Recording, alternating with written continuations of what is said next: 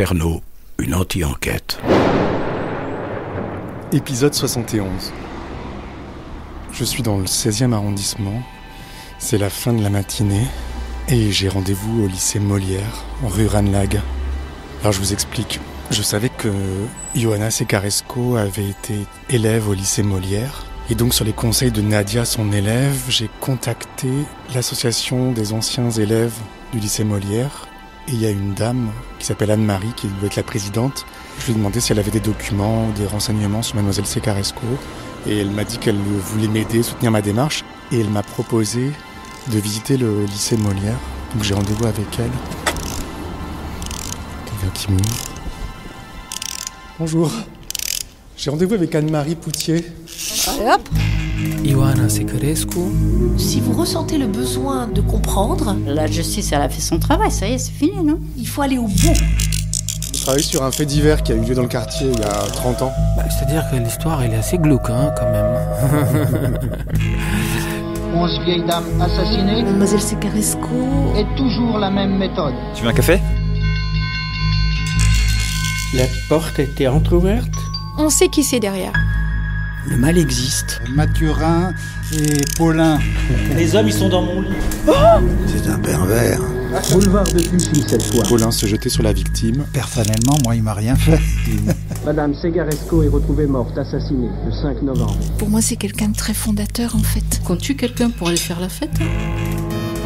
Et je regrette de ne pas avoir vécu plus. C'était un mec qui avait tué des femmes. Tout le monde s'en fout. Ich heiße Thorsten Wolleck. Un monstre. L'inconnu est partout. Le passé ne revient pas.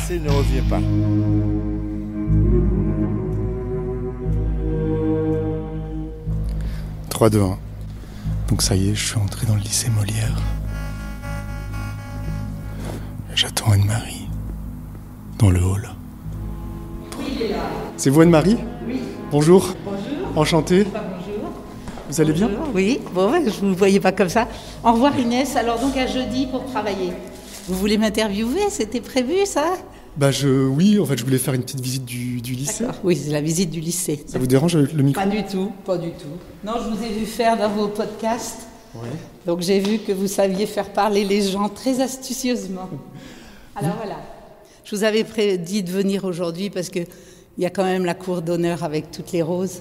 C'est quand même très très joli. Regardez comme c'est joli. Ouais, c'est magnifique, il y a des roses. Il y a des roses. Alors elles sont moins entretenues que d'habitude parce que c'est après le Covid, mais voilà, ça c'est la cour d'honneur comme on dit. Alors là, donc ça c'est le hall d'entrée. Et puis vous avez les deux ailes de chaque côté. L'aile pour les professeurs avec les salles des professeurs. Et puis l'autre côté, c'est l'entrée vers le lycée véritable. Parce voilà. que vous, quel est votre rôle ici? Vous êtes une ancienne élève? Je suis une ancienne élève. Je suis une petite fille d'ancienne élève, une nièce d'ancienne élève, une mère d'anciens élèves, une sœur d'ancienne élève. Donc depuis 1906, la famille est au lycée Molière. C'est une longue histoire. Très longue histoire. Et mes petits-fils arrivent en septembre prochain ici. Donc on est une famille de moliériennes, si on peut dire. Et je suis la présidente de l'association des anciens élèves. Là. Alors là, là c'est pas grand-chose. Là par contre, si, c'est intéressant parce que c'est le siège social de l'association des anciens élèves. Donc c'est votre fief? 4 armoires, une table et 3 chaises.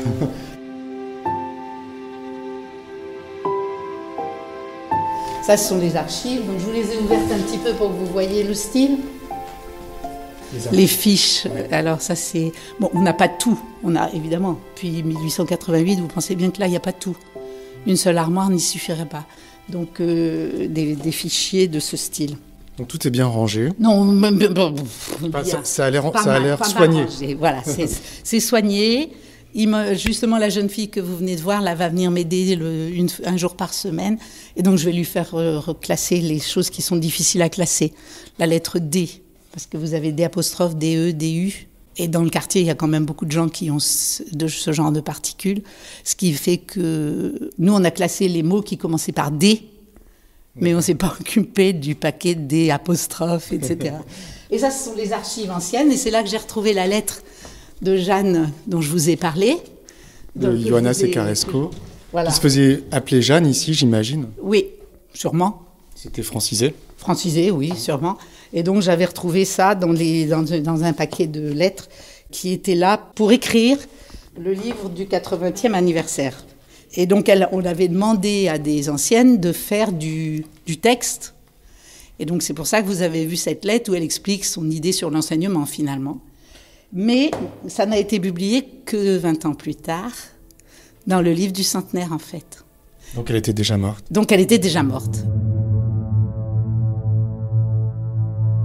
Cette lettre, effectivement, elle témoigne des idées d'enseignement de Mademoiselle Segaresco. Oui, et puis de sa vie au lycée Molière quand même. Et de son attachement. Oui. Qui est extrêmement fort. Bah sûrement, parce que quand on lit cette lettre, on se dit quand même, elle était... Mais tous les anciennes élèves de cette époque-là sont extrêmement attachés au lycée. Pourquoi ? Extrêmement. Parce que c'est un lycée très familial. C'est un lycée qui était que de jeunes filles à l'époque, que de jeunes filles qui venaient au lycée parce qu'elles n'avaient pas... Enfin, comment dire... Elles n'allaient pas dans des lycées ou collèges privés, puisqu'elles n'étaient pas forcément catholiques, alors que dans le coin, il y avait que tout ce qui était privé était catholique dans le coin. Donc, qui ne voulaient pas aller dans quelque chose de confessionnel et qui venaient au lycée Molière, qui s'était créé un peu avant 1900 et qui était très renommé, très très bien tenu, par une directrice très efficace, des professeurs remarquables. J'ai beaucoup d'archives sur ces anciens professeurs. Elles étaient presque toutes non mariées, donc leur vie était l'enseignement à cette époque. Elles étaient totalement dévouées à leur métier. Totalement, et pas que leur métier, la vie des élèves. Enfin, Jeanne Segaresco, vous avez vu qu'elle a aidé cette jeune Nadia, là, au début, et d'autres certainement, parce que s'il y en a une, c'est qu'il y en a d'autres. Ça, c'est tout à fait l'esprit des gens de Molière. Bénévolement. Elle l'a suivi pendant 15 ans peut-être, bénévolement. Oui. Elle l'a enseigné. Ça se fait encore, hein. Au lycée Molière, ça se fait encore. Il y a encore des professeurs qui font ça, hein. Et on sent qu'il y a une attention aux élèves. Bon, elles étaient moins nombreuses, c'est pas comme c'est maintenant peut-être, mais même encore maintenant, on fait une attention aux élèves ici. On donne des bourses comme ça pour des études, pour des filles ou des garçons qui ont des difficultés, parce que maintenant il y a aussi des garçons depuis 1972-13. À l'origine, c'était un lycée de filles. Que de filles, ah oui, que de filles. Moi, j'étais dans un lycée que de filles. Et à l'époque, les filles ne passaient pas forcément le baccalauréat ? Ah, tout à fait, au début. Oui. En 1913, ma grand-mère a passé le bac. C'était la première année que les filles pouvaient passer le bac sciences-langues. Et c'était ici ? Oui. C'était ici qu'on pouvait passer le bac ? Oui. Ah, il y avait d'autres lycées de filles, mais ici, c'était connu qu'à Molière, on pouvait passer le bac. Et elles ont voulu passer le bac. Et elles se sont lancées dans l'aventure. Et à l'époque, il n'y avait même pas de diplôme pour des filles. J'ai le diplôme de ma grand-mère, où il y a écrit décerné aux sieurs, 3 petits points. Et donc, ils ont barré et ils ont mis à mademoiselle. Parce qu'il n'y avait même pas de diplôme imprimé pour les filles. C'est incroyable, ça. Et donc, j'ai beaucoup de choses. J'ai ressorti pas mal de choses parce que je les ai. Un certain nombre de documents qui prouvent qu'à Molière, en 1913, on pouvait passer son bac sciences-langues. Ce qui était spécial, parce qu'on disait les filles, ça doit être littéraire. Et puis elles ont dit non, nous on veut faire des sciences. Comment elle s'appelait votre grand-mère ? Mathilde Cormier.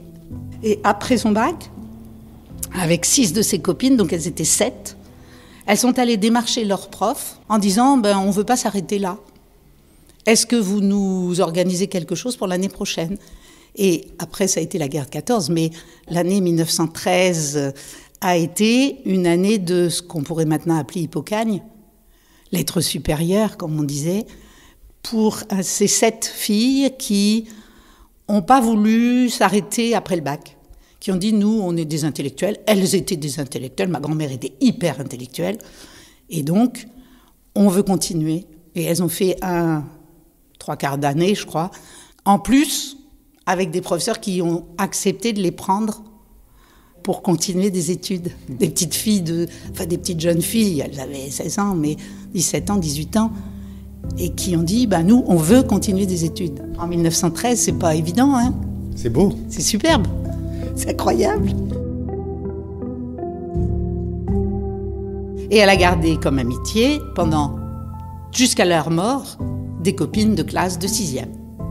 Les amitiés de filles de Molière sont extrêmement tenaces. Comment vous l'expliquez? Parce qu'elles vivaient... le lycée, c'était une promotion, devenir lycéenne, dans les temps comme ça anciens, c'était une promotion intellectuelle. Et donc, on était ensemble pour travailler. Et il y avait une ambiance familiale. Mais dans le quartier, c'est très familial, de toute façon. Donc, elles étaient très liées entre elles. Évidemment, sans aucun problème ni de politique, ni de religion, ni de tout ça. Hein. Ça, c'est la guerre de 39 qui a apporté ces problèmes. Mais avant, les copines, elles sont juives, elles sont catholiques, tout le monde se... Enfin voilà, chacun a ce qu'il est, et puis voilà. Et pas d'idée politique. Donc c'était un lycée vraiment laïque, mais apolitique à tout, comme on pourrait dire. Et elles avaient une espèce de solidarité, d'amitié très forte. Très très forte, ça c'est sûr. Mais il faut qu'on visite le lycée. Ça, ce sont les salles des professeurs. Ils avaient des professeurs qui étaient extrêmement attentifs et qui les aidaient à se construire. On le lit, les idées qu'elles avaient, c'était de construire des femmes responsables, avec une idée de l'aide aux autres, on voit très bien. Et je pense qu'à l'époque ancienne, là, du temps de ma grand-mère et de Jeanne Segaresco et tout ça, les professeurs avaient une importance très grande sur le développement des élèves. Très importante, parce que humaine, vous voyez, avec des contacts humains importants. D'accord ? Là, vous entrez dans cette cour absolument magnifique. Enfin, à mon goût. Pourquoi elle vous plaît ? Regardez. C'est quand même grandiose, ces arcades superposées avec les arbres au milieu. On a une disposition comme dans un peu tous les lycées, c'est-à-dire qu'on regroupe un peu les salles. C'est-à-dire que là, vous avez tout ce qui est sciences naturelles. Là-bas, vous avez tout ce qui est physique, chimie au premier étage. Là, c'est tout ce qui est histoire. Donc, il y avait une salle Donc, c'était des salles très anciennes. Ouais. C'est assez émouvant d'être ici. C'est émouvant pour vous ? C'est beau. J'adore venir ici. C'est pour ça que j'y viens tout le temps. Vous l'avez connue, votre grand-mère ? Ah oui, bien sûr. Elle vous parlait du lycée Molière ? Oui, c'était son amour. Donc, ça veut dire qu'il y a pour vous, il y a une transmission ? Oui, bien sûr. On vous a transmis le lycée Molière ? Oui, mais moi je l'ai transmis aussi. Ouais. Puis je le transmets à pas mal de gens en tant que présidente des anciens élèves. Ouais. Et l'esprit Molière, l'attention aux élèves. Vous savez, depuis que le lycée Molière existe, depuis que l'association existe, il y a toujours eu beaucoup d'aide sociale faite aux élèves. Partout dans les lycées, il y a ça, mais pas au niveau de l'association. Les associations, ce n'est pas toujours le cas. Donc tous les ans, on donne des prix aux élèves méritants et l'octroi de bourses d'études pour des élèves en difficulté importante. Et il y a des élèves... Ce n'est pas parce qu'on est dans le 16e que tout le monde a tout. Donc il y a des gens qui ont vraiment des difficultés. Vous voulez qu'on voit un peu l'arrière aussi, quelque chose? Il y a quelque chose à voir. Là, vous avez vu comme c'est joli, ces arcades en briques pâles, elles ne sont pas en briques rouges, donc c'est très gai en fait. Plus gai que de la brique rouge, à mon goût. C'est lumineux. C'est très lumineux, il y a beaucoup d'arbres. Alors ça fait un peu couvent, si vous voulez l'expliquer aux gens qui vous écoutent. On peut dire que ça fait un peu couvent, c'est un peu sous ce mode-là. C'est-à-dire que tout est autour de la cour et de l'autre côté, vous avez les rues. Ouais. Donc ça fait un petit peu couvent. Ouais. On est à l'intérieur de son cocon. Mais Molière, on est un peu dans son monde quand même, un peu. Vous vous sentez protégé ici ? Oui, on était bien. Voilà, moi j'étais bien. Alors là, on arrive dans ce qui s'appelait le hameau, qui a été pas mal transformé. Et en 1900, quelle année ? Faudrait que je vous le retrouve, je ne sais plus. A été créée la bibliothèque Centre de documentation Jacqueline de Romilly, en hommage à Jacqueline de Romilly, qui est venue l'inaugurer. Donc Jacqueline de Romilly a été élève du lycée Molière. Dans les années 30, elle a été la première fille à avoir le concours général de latin et de grec. Puisque Yana en parle dans sa lettre. Elle parle de la remise du prix à Jacqueline de Romilly. Oui, c'est vrai. Parce qu'elles étaient en classe ensemble. Alors, étaient-elles dans la même classe, je pense, parce qu'elles ont les mêmes âges. Et donc, on a dédié à Jacqueline de Romilly, qui était une grande dame. C'est la plus grande helléniste française, qui a été une spécialiste de Thucydide et de tout le théâtre, tout le théâtre, oui, on peut dire, grec. Après, elle a été à l'Académie française, elle a été à l'Académie des Belles-Lettres, quelqu'un de remarquable, qui était une femme absolument délicieuse, charmante. C'était un régal de la connaître et qui était très proche des élèves. Vous voyez, donc, ça, centre de documentation Jacqueline de Romilly, elle est venue l'inaugurer. Anne-Marie ? Oui. Avec le peu d'informations qu'on a sur Ioana Secaresco, d'après vous, c'était qui cette dame ? Comment vous l'imaginez ? Je l'ai découverte grâce à vous, je vous avoue. Je ne savais rien d'elle. Je n'ai aucune idée de qui elle pouvait être, sauf d'après vos podcasts que j'ai écoutés avec beaucoup d'attention. Sauf qu'elle était de la même veine que les professeurs attentifs à leurs élèves que je connais du lycée Molière, quoi. Donc ça, sûrement.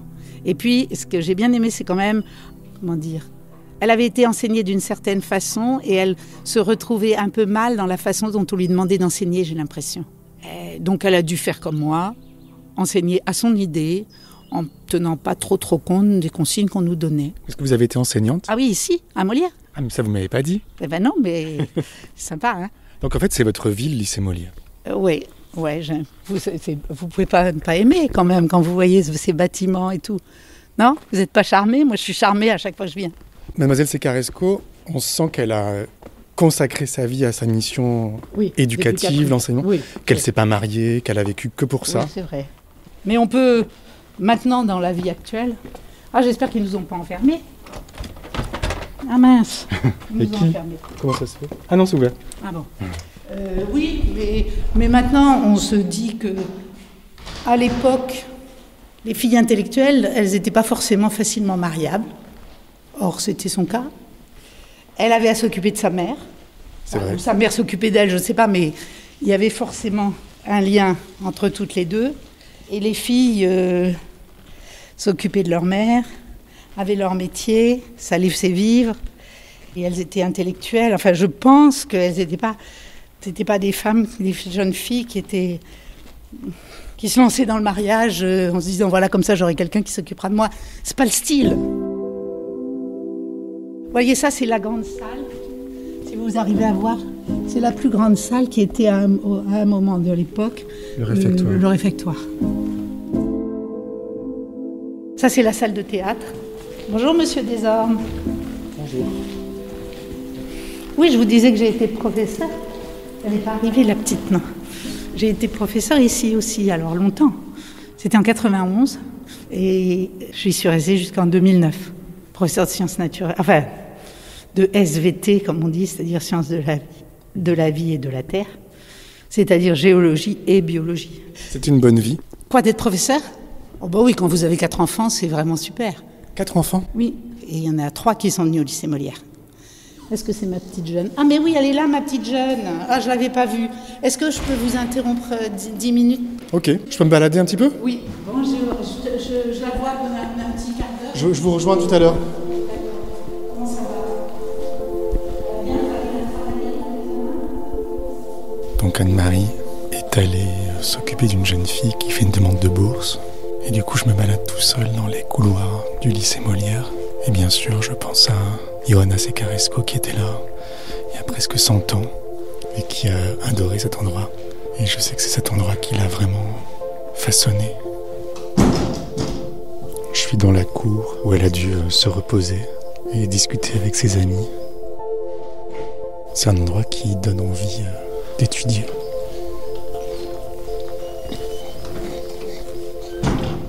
Ça s'est bien passé ? Elle venait chercher un complément de bourse pour pouvoir aller passer les concours. D'accord. Du coup, je me baladais un peu tout seul dans les couloirs et dans la cour. Et je me disais que c'était un lieu qui était quand même propice à l'apprentissage. On a envie d'apprendre, on s'y sent bien, c'est assez paisible, c'est assez magnétique. Tellement ils ont cette envie-là, mais oui, on est bien. Oui, c'est un lieu assez... je vous dis, c'est quand même un lieu... Quand vous sortez de là, vous êtes dans le monde. Quand vous êtes là-dedans, vous êtes dans un lieu où vous pouvez penser à vos études, faire vos études, être avec vos amis. C'est un lieu de convivialité, d'amitié. C'est ça que vous voulez dire quand vous dites on est dans notre monde ici ? Oui, dans un monde intellectuel de son travail. Moi, j'avais cette impression-là quand j'étais au lycée. Même si je faisais des tas de trucs un peu foufou. Hein. Alors vous n'êtes pas du tout de la même époque que Johanna Secaresco, mais vous n'avez pas du tout eu la même vie, puisque vous êtes mariée, vous avez eu des enfants, oui. Et en même temps vous avez enseigné. Oui. Comment vous l'expliquez ça ? Parce que vous me disiez tout à l'heure qu'à son époque on ne pouvait pas. C'est une histoire d'époque. C'est vrai que c'est une histoire d'époque. Les femmes maintenant travaillent. Vous voulez qu'on descende dans la cantine ? Bah oui. Est-ce que vous croyez que je peux descendre dans la cantine avec le journaliste ? Tout le monde vous connaît ici. Ici ? Ah bah oui, depuis le temps qu'ils me voient, les pauvres. Ils en ont marre de moi même. Vous croyez ? Oh, peut-être. Vous êtes quel genre de femme, Anne-Marie ? Ça veut dire quoi ? Je sais pas. Quel caractère vous avez ? Optimiste. Ah. Optimiste. Et décidée. Ah. Regardez comme c'est beau. Salut Bruno. Oui, c'est joli, non ? Vous êtes amoureuse de cet endroit ? J'aime cet endroit. Oui, amoureuse, c'est pas ça. Je suis un mari. Je suis plutôt amoureuse de mon mari que de mon lycée, mais il sait que ça me tient à cœur. On va voir Madame Honora. Ça, c'est la proviseure du lycée. D'accord. Bonjour Madame. Je vous vois de loin. Je suis avec le journaliste qui fait le podcast, là, vous savez. Je vous ai dit sur Jeanne Secaresco, une ancienne de chez nous. 1925. Elle a dû être une petite fille heureuse ici. Oui, et puis ça a été vraiment décisif, je pense. Oui, mais parce qu'elles avaient des enseignantes qui étaient des gens qui des femmes qui leur faisaient sortir leurs valeurs. Elles les révélaient. Oui. Vous voyez que la construction des personnes se fait ici. On sent qu'on peut se construire. Vous voyez, je trouve. Il filait ses victimes jusque chez elle. Madame Segaresco est retrouvée morte, assassinée, le 5 novembre. Vous, en 1984, vous viviez à Paris ? Ah oui, au lycée. J'étais à Paris, à la Mette, là, juste là où j'habite toujours d'ailleurs. Et vous aviez entendu parler des meurtres des vieilles dames ? Non. Pas du tout. Pas du tout. C'est vous qui m'avez révélé ça. Non. L'affaire Thierry Paulin, vous n'aviez pas entendu parler ? Non.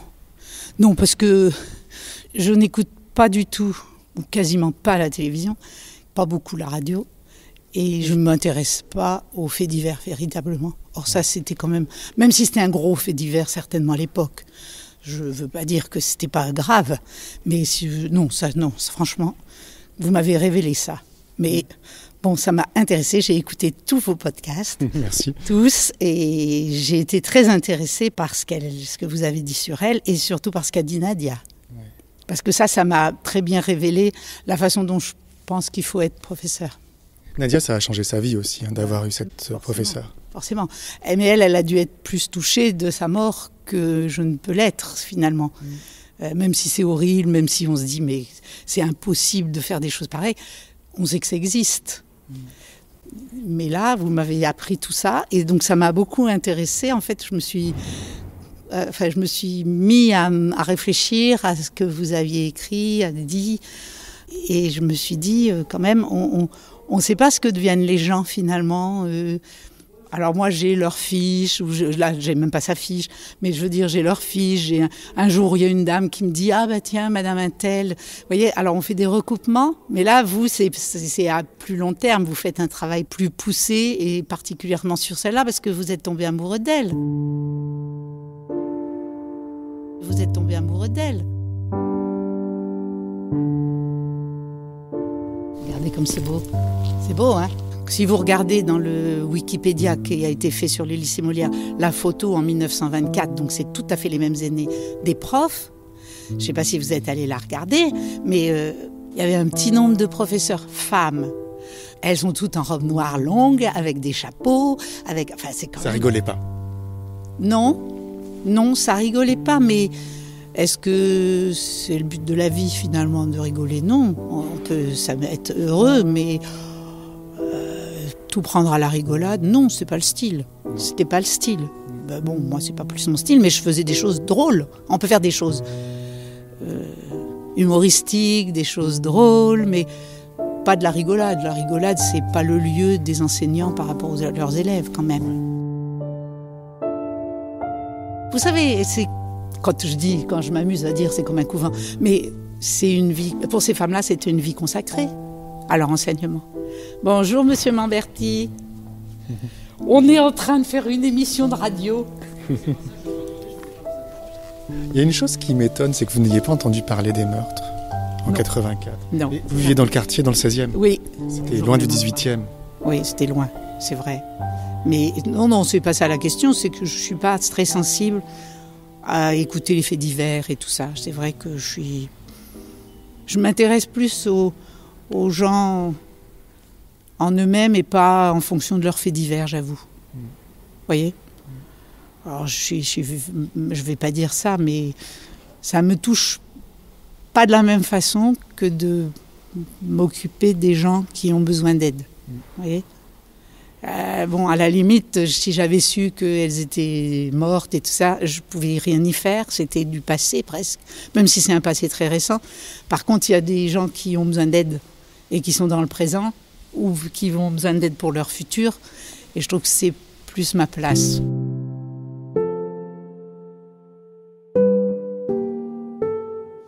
Je me dis que vous avez peut-être passé votre vie à vous occuper des autres. Bah oui, mais c'est quand même plus intéressant que de s'occuper de soi personnellement, non ? Tout le monde ne le fait pas. Non, mais c'est plus... Enfin, je m'occupe de moi aussi, et de ma famille, et de mon mari, et de... Bon, mais oui, s'occuper... Vous savez, quand on est enseignant quand même, c'est quand même pour s'occuper des autres, pour transmettre aux autres, pour éduquer d'autres, pour enseigner à d'autres. Mais ça sert à quoi ? Ça sert à quoi ? Bah, c'est l'avenir du monde. Donc nous, on va passer. Hein. C'est ce qui est le plus important, peut-être. Bah oui, sinon le monde s'arrête. Alors, vous parlez de vous occuper des autres, mais c'est pas tout ce que vous dites. Parce que quand vous me parlez du lycée Molière, vous dites s'occuper des autres, mais aussi des gens différents. C'est pas une population homogène, j'ai l'impression. Ah non, c'est pas homogène au lycée Molière. Donc les gens différents. Enfin, c'est homogène. Si, parce qu'ils sont tous collégiens ou lycéens, mais c'est pas homogène au point de vue social, ça c'est sûr. À la Molière, c'est sûr. Hein ? Par rapport à d'autres établissements, alors tout le monde dit « Ah, mais c'est dans le 16e, alors c'est un lycée très élitiste, d'une certaine classe, ou tout ça. » Pas du tout. Au lycée Molière, il y a 42 nationalités différentes.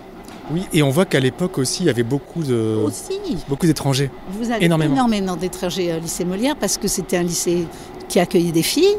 Donc les petites filles qui venaient, les Russes blancs, les familles qui fuyaient, des pogroms ou je ne sais tout ce qu'on peut imaginer qu'il y avait à l'époque, comme maintenant, hein, pareil maintenant, exactement pareil maintenant. On a des migrants de la même façon, c'est la migration.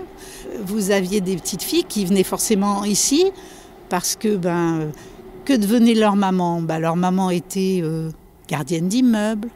Leur maman était femme de ménage, leur maman était institutrice, Et donc, on allait au lycée parce que soit pour les uns, c'était une promotion sociale, soit pour les autres, c'était une continuation normale de ce qu'étaient les parents. Et donc, on allait au lycée, on était des filles, on allait au lycée Molière. Vous avez des gens qui vont être très intellectuels à fond, avec un niveau social énorme et tout ça. Puis vous avez des gens qui sont tout à fait ordinaires, puis vous avez des gens qui sont moyens, de classe moyenne, comme on disait. Et puis vous avez des petites gens adorables et qui réussissent merveilleusement bien. Et vous vous situez où ? Moi, forcément, je suis de classe plutôt bourgeoise, forcément, de par ma famille. Voilà, on a de quoi vivre, on a la chance de vivre dans un quartier formidable, on a la chance d'habiter un appartement dans un immeuble de famille, on a énormément de chance. Mais vous voyez... c'est ce que m'a dit une dame dans le taxi hier quand elle nous a ramenés. Elle a dit « Oh là là, vous allez dans le 16e, mais vous n'êtes pas du tout comme les gens du 16e. » Alors je lui ai dit « Mais ça veut dire quoi ?»« Vous n'êtes pas hautain, vous n'êtes pas... » Parce qu'on parlait avec elle dans le taxi et « Oh là là, vous êtes humble et vous êtes proche des gens, vous êtes attentif. » On rentrait avec mon mari hier là. Oui, c'est vrai, mais il y a plein de gens comme ça, même dans le 16e. Enfin, il ne faut pas non plus caricaturer... Il y a facilement des caricatures. Parce que vous auriez pu ne penser qu'à vous, avoir une vie confortable sans vous soucier des autres.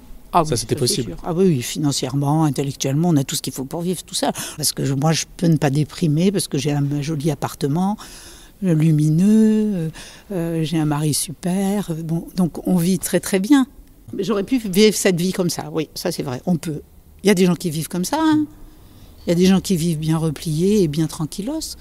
Et c'est... Voilà. Qu'est-ce qui explique que vous ne l'ayez pas fait ?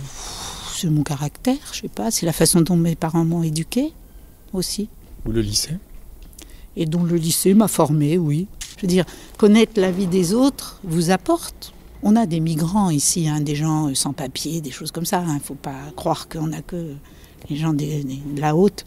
On a des gens qui sont dans des situations difficiles, vraiment difficiles. Il ne faut pas croire que c'est pas ça qui ça vous apporte, ça. Vous êtes une femme de gauche ? Non. De droite ? Non, je vote, mais oui, plus de droite que de gauche. Mais c'est pas parce qu'on est de droite qu'on peut pas être social, c'est pas parce qu'on est de gauche qu'on l'est forcément. Mais vous êtes fort pour faire parler les gens. C'est mon métier. Oui, mais ça se voit, vous êtes bien dans votre métier. Vous êtes bien dans votre peau. Ah, j'adore mon travail. Ah oui, ça se voit. Ben moi, je vous aime bien. Alors, j'ai bien aimé ce que vous faisiez. J'ai aimé la façon dont votre fil criminel, là. Alors, en dehors du fait que ça s'occupe de ces femmes-là spécialement et que vous essayez de comprendre comment un cerveau humain peut choisir, cibler ces femmes-là, c'est ça qui me perturbe dans ce fait divers, enfin cet énorme fait divers, c'est comment est-ce qu'un cerveau humain normal peut faire ça. Donc, on doit se dire, c'est qu'il n'était pas normal, son cerveau. Il avait subi des choses certainement qui ont construit une personnalité quand même très perverse. Enfin, je sais pas, moi j'appelle ça de la perversion, de s'attaquer justement aux gens faibles. Mais vous avez beaucoup de gens qui s'attaquent aux gens faibles. C'est facile de s'attaquer aux gens faibles. Si vous êtes faible, on peut facilement vous écraser. C'est un signe de faiblesse de s'attaquer aux gens faibles. Ouais. Là, ça va plus loin quand même. Là, non, c'est de la perversion quand même, non ? Je sais pas, comment vous voyez ça, vous ? On parle de Thierry Paulin. Oui, je parle de votre Thierry Paulin, là. C'est pas le mien. Non, mais vous habitez pas loin de là où il était. Son copain, du moins. Cette histoire de couple, de couple infernal aussi, moi, c'est perturbant, ça, non ? Qu'il y en ait un qui le fasse. Bon, il est perturbé, il fait des choses affreuses. Les criminels sont souvent des gens qui ont du mal à vivre dans une société, hein, quand même. Mais qu'il arrive à pervertir l'autre, le deuxième, là, qui s'appelle celui... Mathurin. Mathurin, là, c'est ça. Ça, c'est fort. Mais vous voyez comme vous êtes fort pour faire parler les gens. On peut se dire que quelqu'un de mauvais peut être fort pour transformer quelqu'un de bien en mauvais. Vous arrivez à... Vous me faites parler, vous voyez comme vous me faites parler. On peut arriver à transformer l'autre, je pense, en bien ou en mal. Alors moi, j'ai préféré essayer de les transformer en bien. Il n'y avait pas de photos à l'époque, de photos de classe, si. Dans les années 20 ? Si, mais j'ai pas... Vous n'avez pas ? Si, j'en ai, mais comment savoir qui c'est ? Ah, on peut essayer de reconnaître. Oui, mais j'ai pas les classes rangées. Ils n'ont pas gardé ici tout. J'ai pas tout. J'en ai un peu, mais j'en ai des... J'ai pas tout. Alors j'en ai là des photos. Mais il n'y a pas de choses qui seront de cette époque-là. Alors, vous voyez, c'est les 47, ça vous intéresse pas, c'est trop tard. Je vais faire trier tout ça à la petite jeune, là. Donc j'ai un garçon qui doit venir m'aider aussi. Ah ben voilà. Ah ben il y a Jacqueline. Bah vous voyez, vous êtes malin, vous. Qu'est-ce que c'est que ça ? Jacqueline David, elle est là. Ça, on la reconnaît. Alors votre Secaresco, si vous savez où elle est, moi je veux bien, mais... Attendez. Il y a les noms derrière. Oui, je savais même pas que j'avais ça. Secaresco. Ah, vous avez raison. Oh, vous êtes formidable. Alors, elle est où ? Que vous êtes malin. Peut-être même sa signature. Attendez. 1927. 4e A. Madame d'Etchebarn. Ouais, très connue, Madame d'Etchebarn. Professeur. Donc alors Secaresco, elle est où ? Elle est en bas. 1, 2, 3, 2e 4, 5, en partant de la gauche. 6, 7, oui, on peut le croire. 2e en partant de la gauche. 1, 2, 3, 4, 5, 6, 7. Oui, il y a 7 noms. C'est peut-être celle-là. Vous voyez, c'est peut-être Ah oui, c'est elle. À suivre. Merci à Farah, à Théo Boulanger pour sa musique, ainsi qu'à tous les contributeurs au Patreon qui financent ce travail. Comme eux, vous avez la possibilité de participer à cette anti-enquête et d'écouter des épisodes inédits en vous abonnant sur patreon.com/cerno. patreon.com/cerno. Et si vous ne pouvez pas, mettez des étoiles et laissez des commentaires sur votre appli de podcast. Un grand merci, rendez-vous dans 2 semaines, et d'ici là, Françoise ! Ne laissez pas traîner vos grands-mères. Ne laissez pas traîner vos grands-mères. Françoise !